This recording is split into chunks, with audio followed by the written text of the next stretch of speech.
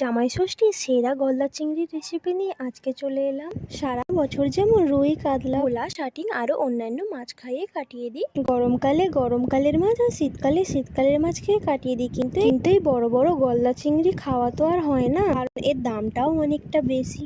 কিন্তু বছরেরই একটা দিন, জামাই ষষ্ঠীর দিন, কিন্তু এই গলদা চিংড়ি, পাবদা, ইলিশ আর বাড়িতে তো আসি, আর তার সাথে খাসির মাংস তো থাকবেই। তাই এই বছরেও চলে এসেছে বড় বড় এই গলদা চিংড়ি।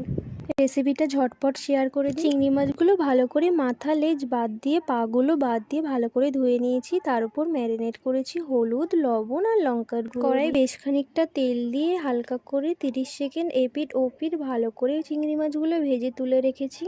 ওই তেলে গোটা গরম মশলা ফোড়ন দিয়ে দিয়েছি পেঁয়াজ বাটা। পেঁয়াজ বাটাটা হালকা ব্রাউন করে ভেজে নিয়েছি। তার মধ্যে দিয়ে দিলাম আদা রসুন বাটা, তার মধ্যে কাঁচা লঙ্কা টমেটোর পেস্ট দিয়ে দিয়েছি, আর হলুদ, লঙ্কার গুঁড়ো, কাশ্মীরি লঙ্কার গুঁড়ো পরিমাণ মতো দিয়ে কষিয়ে তার ওপর দিয়ে দিয়েছি নারকেলের দুধ, আর লাস্টে একটু চিনি ছড়িয়ে দিয়েছিলাম, আর নামিয়ে নিয়ে একটু ঘি ছড়িয়ে দিলেই